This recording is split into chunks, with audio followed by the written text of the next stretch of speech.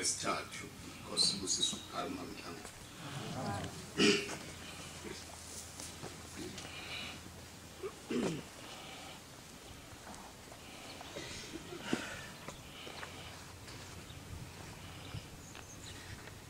Kosi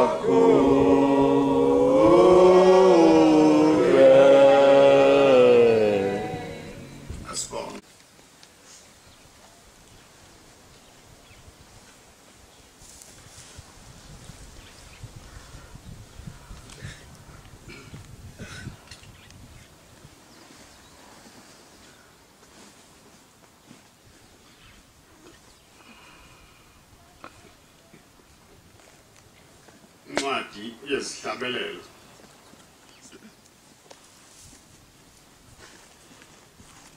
incwadi yezihlabelelo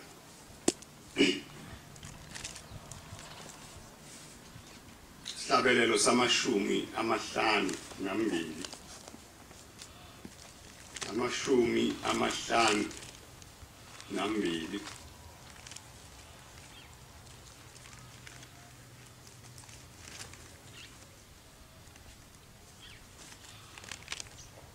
yini ukuba uzigabise ebubini wena siqhwaga na umusa kaThixo usezindaweni zonke ulimi lwakho luyaceba ukonakalisa lunjengensingo eloliweyo lwenza inkohliso wena uyathanda ububi kunokulungileyo nokuqamba amanga kunokukhuluma ukulunga uyathanda onke amazwi okugwinya wena lulimi lwenkohliso impela uThixo wokuchitha kube njalo wokuphatha akukhiphe enhlalweni yakho wothi akudomule ezweni labaphilileyo abalungileyo bona nabo besabe futhi bayakumhleka bathi bheka nasi isiqhwaga esingamazanga uThixo amandla aso kanti wethemba ekuvameni kwengcebo yakhe waziqinisa ekonakaliseni kepha mina njengomhlwathi oluhlaza endlini kaThixo ngiyethemba emseni kaThixo kuze kube phakade ngiyakubonga kuze kube phakade ngokuba ukwenzile ngiyakubheka igama lakho ngokuba kuhle phambi kwabayingcwele bakho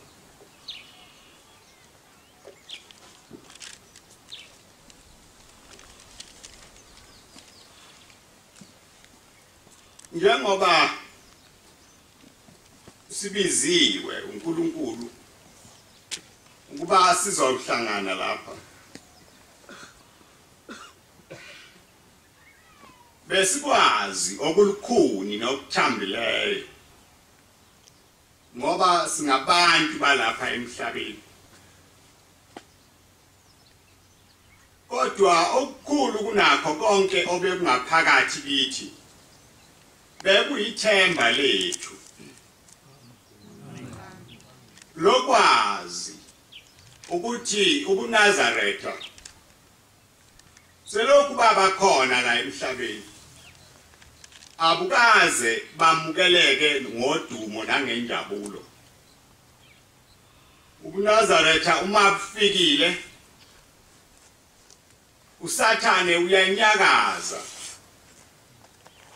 asebenze kakhulu nangamandla ukuba kungabi bikho umuntu ozohamba ngendlela yalobu buNazaretha ngoba ubuNazaretha bungubungcwele uma uthatha isifungo sobuNazaretha uthatha isifungo sokuzehlukanisa nazo zonke izinto ezikhona emhlabeni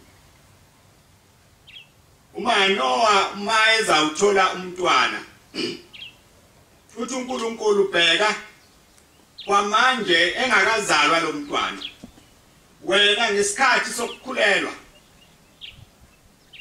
etshela umkaManowa uthi ngesikhathi sokukhulelwa ungadli lutho olumuncu ungaphuzi wayini ngoba umntwana ozomzala ungumNazaretha kaThixo uma isezelo lomntwana akayibeka insingo ekhanda lakhe akayiphuza lutho olumuncu newayini nalutho oludakayo nokunjalo. Usathane akakuthandi lokho. Akabathandi abantu abakhuluma lolu limi enilikhulumayo. Mina ngifike phakathi kwenu nikhona. Kodwa angikwazi ukunichaza ukuthi beningabantu abanjani. Noma beningabalandeli bakaShembe. Noma benilihlobo luni. Ngoba ngifike lapha phakathi kwenu ningasesabi ukwenza zonke izinto uShembe athi phumani kuzo. Ngafika phakathi kwenu utshwala bungaselona ihlazo emzini womuntu ongumNazareth. Ngafika phakathi kwenu nigunda nisheba njengabantu abangazange bayithole imfundiso kaShembe. Ngafika phakathi kwenu idimoni lobungoma nokubhula linamandla kakhulu. Bonke abantu behamba lezo zinto ezinjalo. Ngafika nanibuza ukuthi uShembe wayetheni ngalezi zinto na.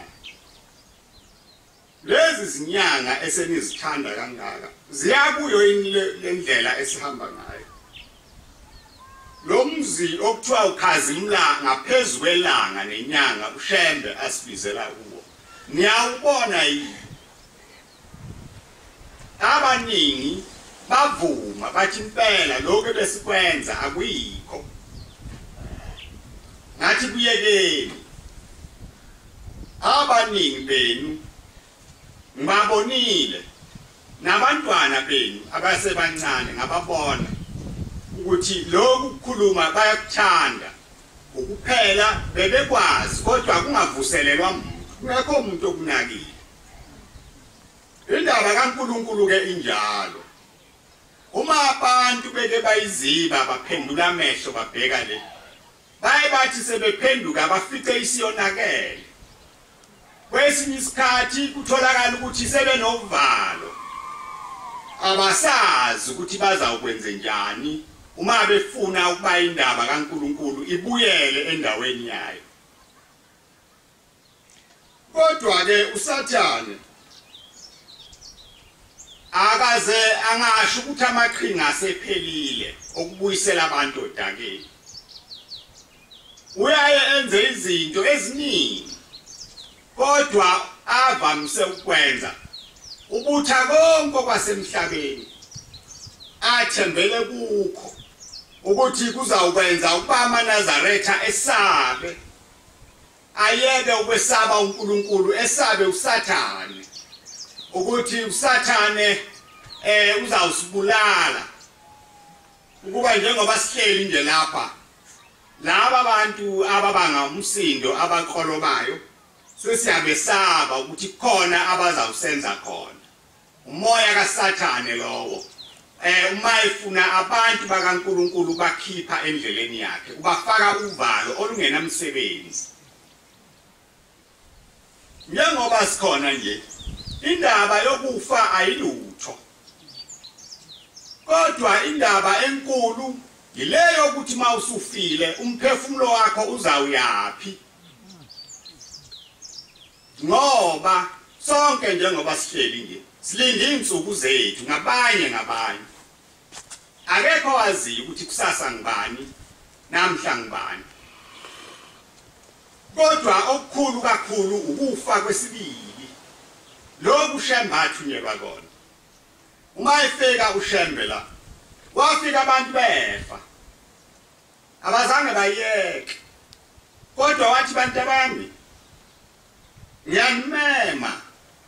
nginimemela izwe elizayo ukuba uma nihamba lapha emhlabeni imphefumulo yenu ingadini ingasweli indawo lapha izawuphumula khona.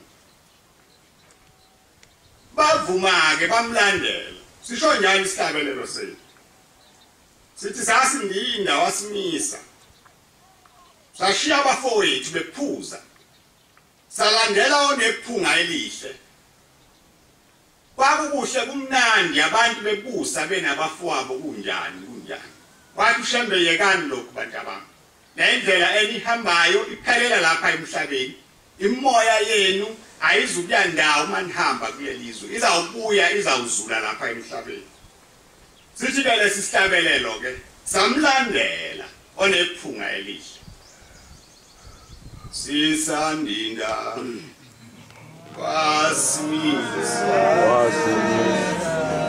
Nazabashia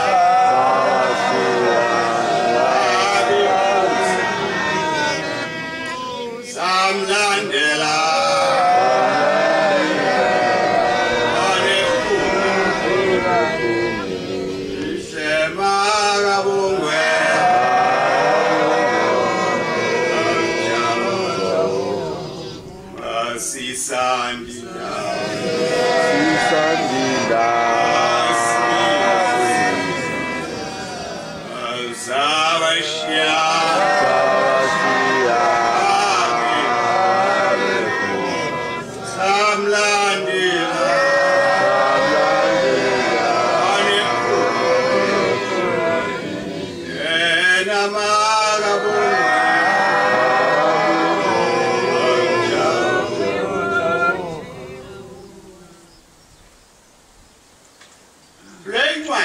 engiyifundile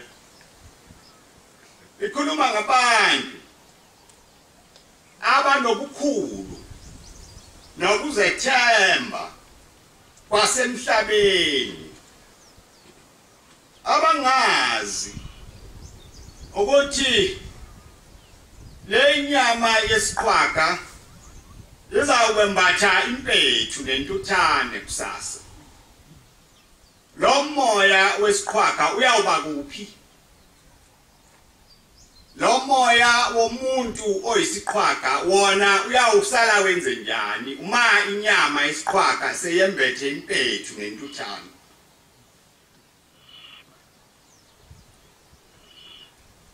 into ke ekhona lapha emhlabeni yokuba abantu balibale izinto ezingenamsebenzi abanye bahlubuke khona lapha ekholweni babone ukuthi indaba kaNkulunkulu iyize uNkulunkulu ungamelana naye mawunamandla amaningi umqonde uNkulunkulu yabe njalo uma lificile idimoni uyathula abheke phansi abese kubuka abese kukalela ibanga ozolahamba uma ungakafiki kulo ababuka eceleni bangayikhohlisa bathi uNkulunkulu akekho angakwenza kanjani usibanibani nosibanibani ukuthi nokuthi ma uNkulunkulu ekhona kube khona abantu abazoqala bangabaze ukuba khona kaNkulunkulu kanti uNkulunkulu unike wena nje ithutshana lokuba akhombise ubukhulu bakhe ngawe usho njalo ke kuFaro othi inhliziyo kaFaro ngiyenzile yabalukhuni ngoba bengifuna ukukhombisa ubukhulu bami ngaye udumo lwami lushunyayelwe ezizweni zonke uma eseqedile bese base ngathi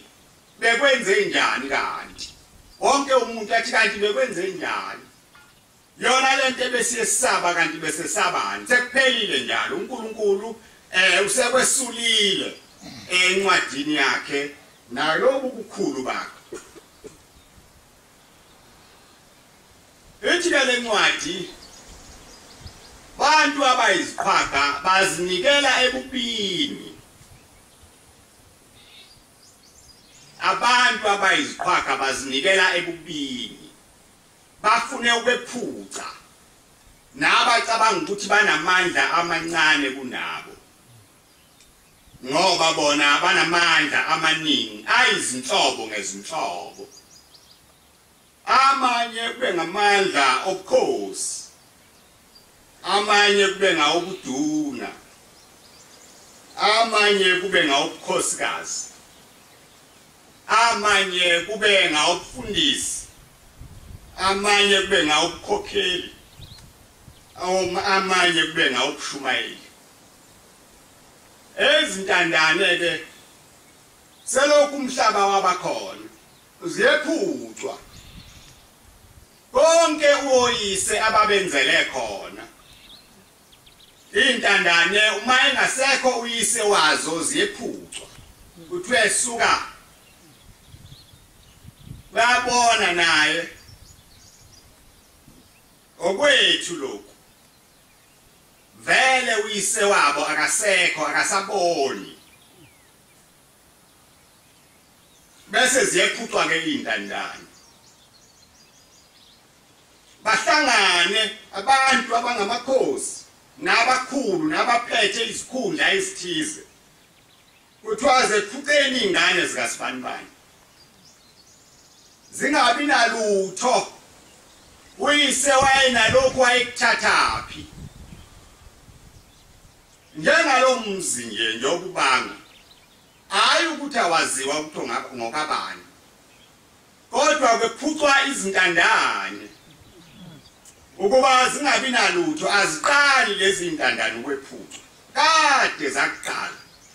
Lezi zintandane sezazi zakwejwayela, zakuvuma, zakwamukela ukuthi vele thina siyephucwa.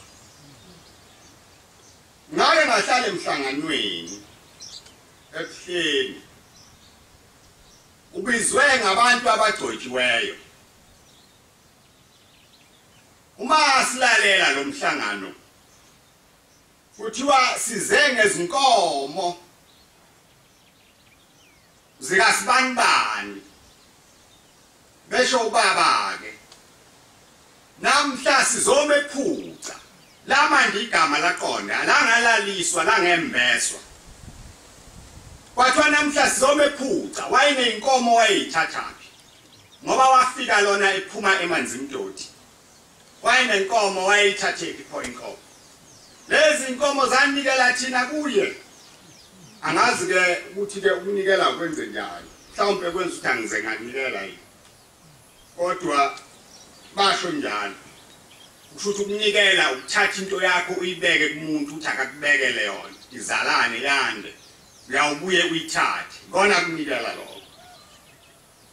Hawu lo mhlangano wawubona ukuthi uhleliwe mubi kakhulu.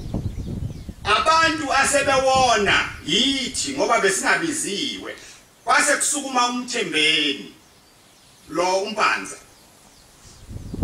Wayesebuza ukuthi ngoba bethuwe lo mhlangano ngowabagcotshwa laba abafunani la eshothina sasihamba nomnewethu uSolomzi. Thina siyabantwana nje abancane. Ngicabanga ukuthi mafika wayekhona noPhinda wayekhona. Angisazi nobani. Nami ngikhona kodwa. Hawu laba bafunani la ngoba bagcotshiwe na. Wayesebuza ke ubhuti Solomzi ukuthi wena Mthembeni ugcotshelwe siphi isikhundla. Wayesekhohliwe naye ukuthi akagcotshiwe. Wayeseyakhumbula ukuthi hawu konje nami ngigcotshiwe. Wakhuluma ngabantu abagcotshiwe, wena ugcotshelwe siphi isikhundla na. Kwase kuyabonakala ukuthi lo mhlangano awusezukuya lapha bekufanele uye khona. Kwase kusukuma omunye laba abafundisi. Wayesethi hayi lo mhlangano awuphele awuvalwe. Hayi lento ekhulunywa lana ayivalwe. Kodwa bakuyekanga ukwenza lokho. Babuye bahlangana ngale. Zase zihambe ziqoqwa ngibaya zikababa zonke. Zayobekwa endodeni ethize. Zabiwa inkomo. Zabiwa ngobungani nangayo yonke into ekhona. Ngisho ke kini ngoba niyamangala namuhla ukuthi kwenziwani nokuthi kwenzekani. Kodwa thina mhlawumbe nabagcotshwa abakhona la abambalwa bayayazi lento engikhulumayo. Bangofakazi bakhe ukuthi izinto ezinjalo bezikhona. Thina sinamagama amaningi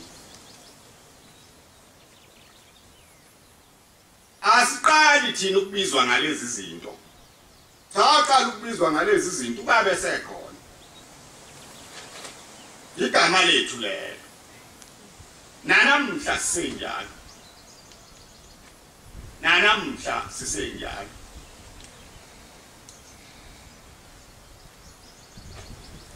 akusikhathazi ke lo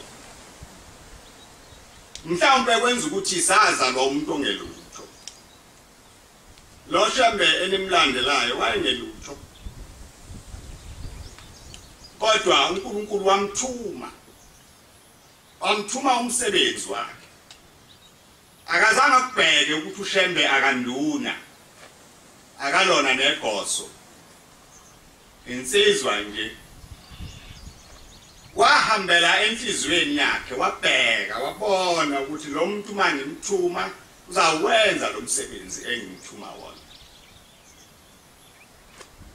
nempela ke mhlawumbe ukuba kwakujahwa umuntu owayeyutho wayeyawusheshe abuyele eceleni ayeke mhlawumbe nami ukuba bengiwutho ngabe kade ngiphumile phakathi kwenu ngakhumbula ukuthi hawu into enkulu kangaka ayi angizuloku ngithuba izingane mina zonke insuku manje enkantolo ngiyethukwa nalapha phambi kwesango lomzi kaBaba ngiyethukwa akulutho kimi konke lokho ngoba ngiyazi ukuthi lempi elwayo ayilwi nami ilwa nokuNazareth uyabona namhla uma ngingathi phuza ntwala gonda amakhanda abantu besifazane laba bafaka amabhulukwe ungase kunenhlabathi yabantu la akekho kungase ongasala ngemva angathi izwe libuyile uShembe lo esimlandelayo uphucuzeke kabi thina siphucuzekile kulo Shembe esihamba naye uyasivumela sibhuluke notshwala siyaphuza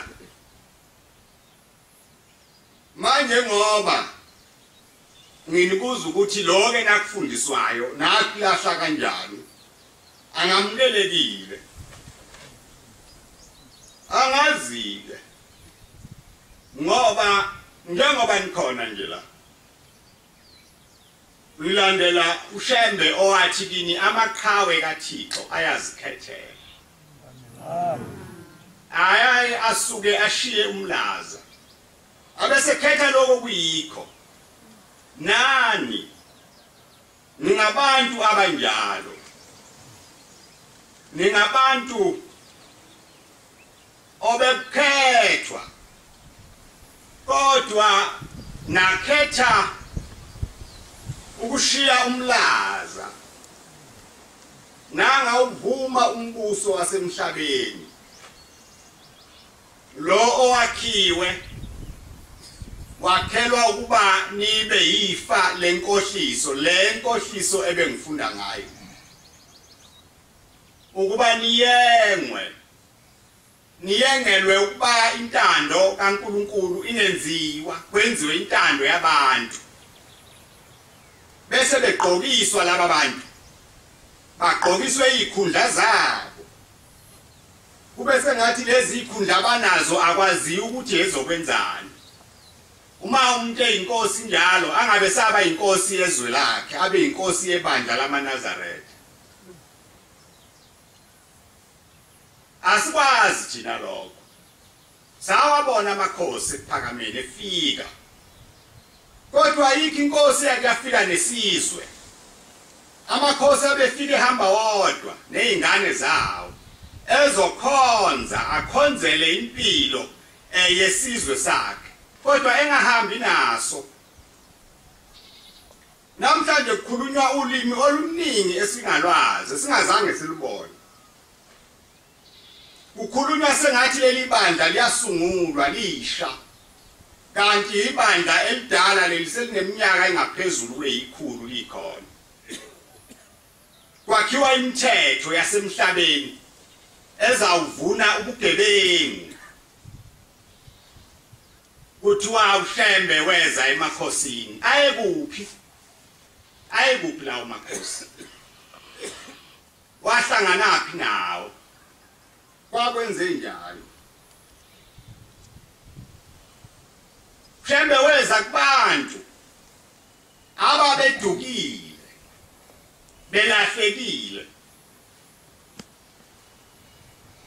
wazobabuyisela indleleni yeqiniso wabayekisa konke ukuhamba okwakukhona ayikho into eyayingekho ekhona namhla uShembe angayificanga kodwa wabayekisa wathi yekani utshwala lokhu kwakuwumbuso amakhosi lawa ayebusa ngabo utshwala maize emakhosini wayengakuphuzi ngani uShembe wayengasho ngathi kuhle ngoba kuphuzwa amakhosi wathi yekani wonke umuntu wembatha ingubo emhlophe akayiyeke lokho ubani loweza komunye ngibani ningakuvumi ukukhohliswa amen impilo yomuntu imfishane kakhulu ayingako ukuhlakanipha nokucabanga kwakhe impilo yomuntu ingumusa kaNkulunkulu uma esewuqeda lo musa uyaphela ngaleso sikhathi akukhathalekile ukuthi ukuphi wenzani ma uNkulunkulu esethi cha impilo yakho iyaphela manje iyaphela manje ke ningavumi ke nina ukufela emanyaleni ngifele emangeni ngikhohliswa ngabantu abangazi ukuthi ngamandla abo bese becabanga ukuthi baphethe yonke into bangakuphatha kwasemhlabeni kodwa lapha siyakhona abekho labo bantu le incwadi esifundile isho njalo ithi kuzisikhathi lapha amandla akho wena siqhwaqa ezawubuzwa ukuthi aphi namhlanje bese kuthi laba bebengelutho bahleke manje ukuthi hawu sekuphelile njalo lokho ebesikwesaba sicabanga ukuthi kumi akusekho kodwa umusa kaNkulunkulu nothando lwakhe kubo laba bantu abangelutho lumi ngunaphakade amen uyababheka ngoba uyazi ukuthi abanalo ithemba bona abana kuyivikela ngalutho abese bavikela yena manje kungani kufanele sethembele kumuntu ngoba ngabe sethembela kuNkulunkulu sonke ukuthi uNkulunkulu khona uNkulunkulu njengoba silapha nje sibizwe nguye akukho lutho olubi esesilwenzile selokhu sifikile la futhi akukho lutho olubi esinenhloso yokulwenza esizokwenza lapha sizodumisa uNkulunkulu amen sizobabaza imisebenzi yakhe bonke abantu lapha emhlabeni bavunyelwe ukuthi bakhulume ngoNkulunkulu zonke izindawo thina lo nkulunkulu esikhuluma ngayo wehluke ngani lo ongavunyelwa ukuba kukhulunywe ngayo kulelizwe pho besingalalelwa ngani kuqala bese kuzwakala ukuthi hayi laba abantu bayamethuka uNkulunkulu abangabi bikho la ngoba inqola ayihambi phambi kwamahashi yayibe amahashi phambili inqola ize ngemuva namhlanje sizwa isimanga senziwa yini lesi simanga na senziwa ubuqhwaqa lamandla asemhlabeni lamandla aphelayo kusasa abantu bazobe sebekudabukela usungaselutho kusasa wena siqhwaqa uzawulala ethuneni umoya wakho usubuya uhamba uhlupha uzula wehla wenyuka lapha emhlabeni ngoba uNkulunkulu bungamazi bungamethembi wethembela amandla akho. Oh yes, oh yes,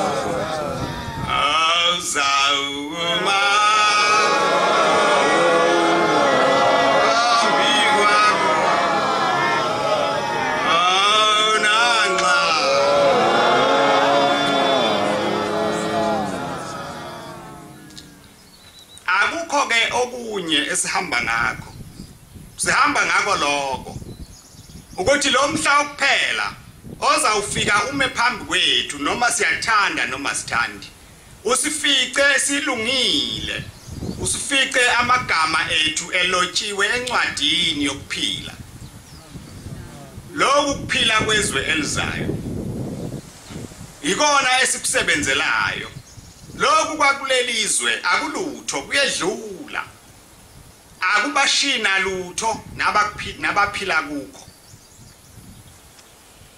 manje ke lolu hambo esikulo alumnandi uhambo losizi nenyembezi usho njalo uShembe uthi hamba nami mhlekazi ungangishiyi kuleli ihlane wayikhuluma ngako lokuhamba esikuko ukuthi ningathi manje ihamba lapha phambi kaShembe bese ngicabanga ukuthi kuhle kunzawuthandwa ngabantu babe njani mosebenzela ukuthandwa uNkulunkulu msebenzele ukuthi amandla angabonwa ahlale enani ngesikhathi sonke ngoba lo ukuthandwa ngabantu into edlulayo engenamsebenzi ekushiya nje ungaphethe lutho namhla umuntu ungenye into kusasa ungenye manje uzawuthandwa nini ke uzondwe nini namhlanje uyisitha namhlanje ungumngani maye kade isitha esengumngani uyewesabe ukumkhumbuza ukuthi hawu uyakhumbula yini mngani ukuthi izolo bewuyisitha sami na manje ke indaba yomuntu ke inamsebenzi munye cha sabizelwa indaba kaNkulunkulu la yona indaba enkulu edlula zonke indaba ezikhona emhlabeni ngiyaye ngithi ke kini indaba kaNkulunkulu niboyiphatha ngezandla zombili ningayiphathi ngasandla sinye inganiphunyuki uNkulunkulu anganiboni anilibale uNkulunkulu mayinibona ahlale ekhumbula njalo ukuthi abantwana bami laba lezi intandane ezami abanabo yise labantwana uyise wabo yimi abanabo nina laba bantwana unina wabo yimi laba bantwana abanabo abafowabo yimi laba bantwana abanabo udade wabo yimi uNkulunkulu abe yiyo yonke into kini ngesikhathi sonke singabi isikhathi sokhona isikhathi la uzawuba namanye amathemba wethembele kuye nje ngesikhathi sonke ngeke ngakuboni angikhuluma indaba yesono isono sihlala enyameni yomuntu ngikhuluma ngenhliziyo yakho ukuthi ingangabazi ngathi mawuphambi kaNkulunkulu uNkulunkulu umngabazi uNkulunkulu mani mkhonza ngomkhonza ngenhliziyo ephelele nimkhonze ngenhliziyo ephelele na imthwalo le yenu enihlala niyithwele ngoba akekho onganethula ngaphandle kwakhe uma uNkulunkulu enganethuli imthwalo yezono niyawuyethulwa ngibani Abanjani abantu uNkulunkulu abakhumbulayo abethule imithwalo. Abantu abangangabazi. Abangenawo amanye amathemba ngaphandle kwakho. Njengoba nikhona nje ningacabangi ukuthi khona okunye eniyawubuye nikubone. Ukuba njengoba nihleli nje khona nikulindile ukuthi ke mzukwane kwafika ukuthi mzukwane saba sendaweni ethize ngiyawukholwa ke mina. Kholwa manje. Kholwa manje. Kholwa manje. Ngathi uyobuye ukholwe. Kuyawube kunjani? Ngoba inhliziyo injalo. Ibuka la ikhombe phambili. Mawusufike lapho ibuke phambili. Uyawukholwa nini ke wena? Lapha sihlangene ngengubo yomphefumulo. Asihambi ngalutho njengoba silana. Asizile ukuzokhombisa amandla okuqhwaga nokweyisa. Cha, asinaso leso sikhathi. Akekho futhi umuntu ongemukelekile kithi bonke abantu banilekile. Uzala wena kuloku khamba. Asibuzi nokuthi uqhamuka. Singayixoxela nje ngoba sibuza ngokwasemhlabeni. Ngoba sihamba ngendlela yenhliziyo yomuntu. Uma ungasazi ukuthi senzani, sondela uzobona. Bese uthatha isinqumo ke sokuphinde emuva. Ngamba ukhuluma izinto zizwa ngabantu. Ngoba abantu bazokukhohlisa. Izinto zikaSathane zakhiwa ngamanga zonke. Akulalwa, kuyaphekwa amanga ubusuku nemini. Zisungulwa ngawo, ziqiniswe ngawo, nokufa kwazo kunjalo. Zifa ngawo amanga lapho. Abantu bahlale endaweni kungathenjelwa kulutho. Thenjelwe kutheni namhla amaqhinga amasha azawuthini. Vezani lokhu ningakuvezi lokhu, vezani lokhu ningakuvezi lokhu. Khulumani konke la. Enikubonayo phambi kwenu. Sho njalo uKristu. Uthi siyawukhuluma ngesikubonile nesikuzwile. Ngoba sizobe sifakaza ngemisebenzi kaNkulunkulu ayenza kubantu lapha emhlabeni. Manje ke thina uma sithi khona okungafanele kukhulunywe nokufanele kukhulunywe okunjani lokho? Ngoba sinabantwana beqiniso, asisabi lutho. Asikho eminyameni masila. Siphambi komhlaba wonke, nezihlahla lezi ziyasibona. Nezinyoni ziyasibona. Akukho okungasiboni. Asisabi lutho. Sesaba uNkulunkulu kuphela, sesaba izwi lakhe. Uma bekuya ngabantu leli sabatha alikho. Kodwa ngenxa yezwi likaNkulunkulu obeseshilo wathi leli sabatha liyawuba khona libe la namhla likhona. Likhona. Leliyawukwenziwa yini lingabibikho? Ma umnikazi walo eselishilo ukuthi likhona. Niyawuthini ke kusasa? Niyawuthi khona nisakulindile. Asikakuboni. Mzwane sabona ukuthize hayi inhliziyo yami siyophelela. Ngabanyezelwa ngisathana. Ngavuma inhliziyo zenu zinibambezele. Ningavumi. Zinikeleni nje kuNkulunkulu. Baenze akuthandayo ngempilo zenu. Amen.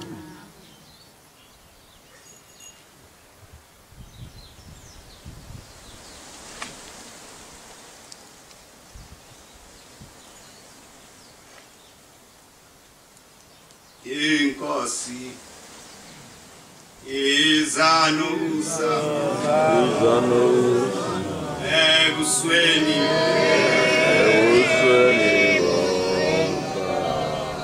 inkosi izanusa ebusweni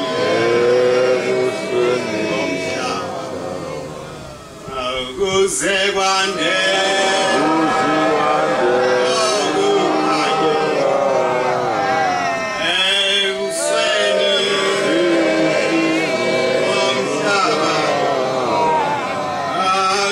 say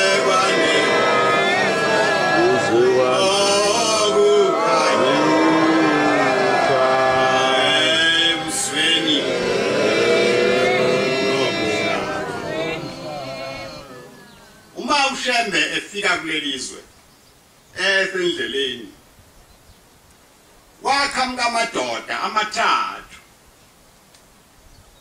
athi Shembe sewuvumile ukulandela lelizwi elikubizayo na wathi uShembe sengivumile base beklaba abantu yasibona into sibangaki uthi uShembe ngiyanibona nibathathu bathi sihamba nawe siyalapha uyakhona uyawuthuma ukukhuluma into kubantu uthi abayele thina sibakhombe kwenye indawo uma uthi kubo abasukume thina siyawuthi abahlale phansi uma uthi abathandaze thina siyawuthi abethuka inhlamba uma uthi abakhuluma iqiniso thina siyawuthi abakhuluma amanga uma ubanika umholi uthi abamlandele siyawuthi abakhetho wabo abamthandayo bamqambe igama labo abalithandayo namhlala umachwana emathathu ayihamba noShembe aseyigide ingaki phakathi kwenu nina abantu abembatha ingubo emhlophe ngoba lolu limi awakazaniyeke lolu lokuphikisa uShembe selokhu uShembe afika ayamphikisa uma ubaba mkhulu esehambile emhlabeni kwafika umfundisi wasemgungundlovu uMathe wafika ephakameni wafika ubaba engekho wayesebhala incwadi uthi-ke besithunyiwe sithunywa inkosazana yomlungu ithi kufike umuntu onsundu nje omude omncane ngomzimba uthi wafika lo muntu wayesethi uyangazi yini yayisithi le ntombi yomlungu angikwazi wayesethi ngimshembe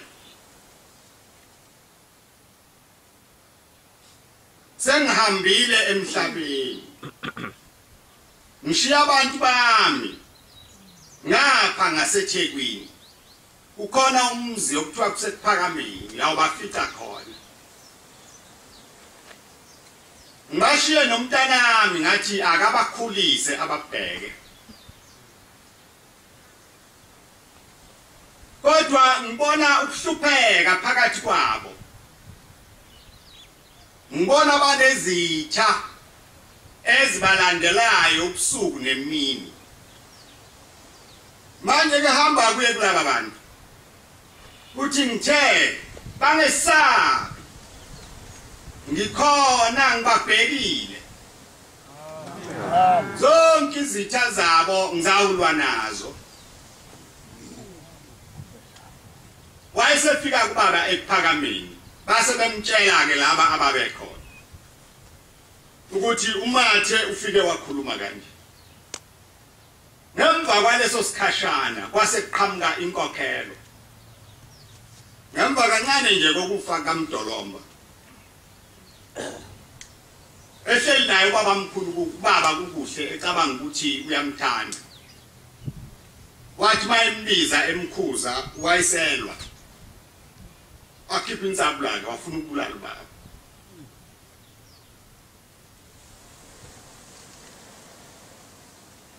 uphawu ke lobu Nazareth selokhu baba khona uyahlaselwa kuyaliwa na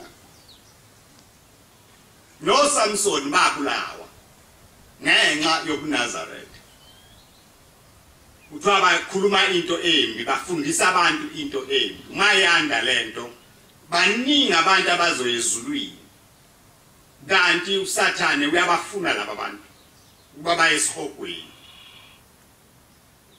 manje uma kwanda ubuNazaretha kwanda abantu abathandazayo kwanda abantu abangayethuka inhlamba kwande abantu abagcina isabatha akuzuba kuhle la emhlabeni akwande ububi kwande ukungcola kukhonzwe izithixo ngakhulunywa indaba kaNkulunkulu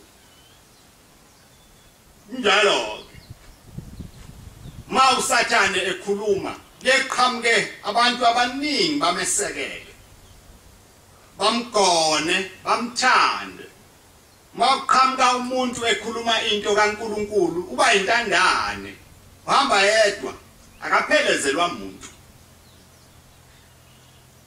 kwenziwa yini na ila madoda amathathu athi Shembe simi ngapha nangapha kwakho sikade okukhulumayo ngoba wena uthunywe iqiniso thina sithunywe amanga uyawuthi ukukhulumile sifika kubo la abantu bakho sibayitshela ukuthi cha ngakulayeli lokho ekukhulunywa nguShembe yenzani okwenu okuthandwa yini nikulwele nikufele nethuka inhlamba nifundise nabantu kwenze njalo ngithi ke kini ningamangali umani bangaka ingenxa yokuthi uShembe izitha zakhe ezazimkakhe ezintathu seziyizigizi manje mhlawumbe ezingaphezulu kweintathu zikhuluma ulimi lobumnyama ningasuki ke kuloko uShembe anifundisa khona nibambelele noma ngabe usinda kangakanani ningasuki kukho ngoba akho lutho olunye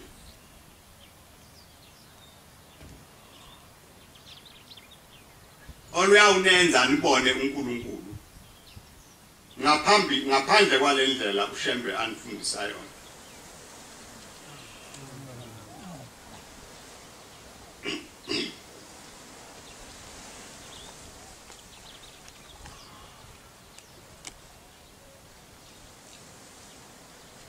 ngoma ekhulu namashumi amathathu nesishagalolunye ikhulu namashumi amathathu nesishagalolunye Nkosi busisa ukuphakama kwendlala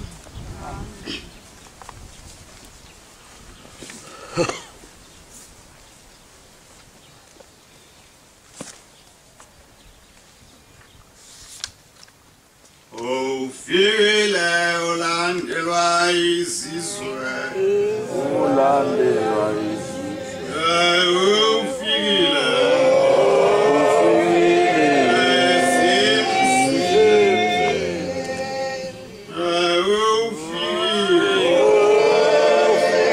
ulandelwa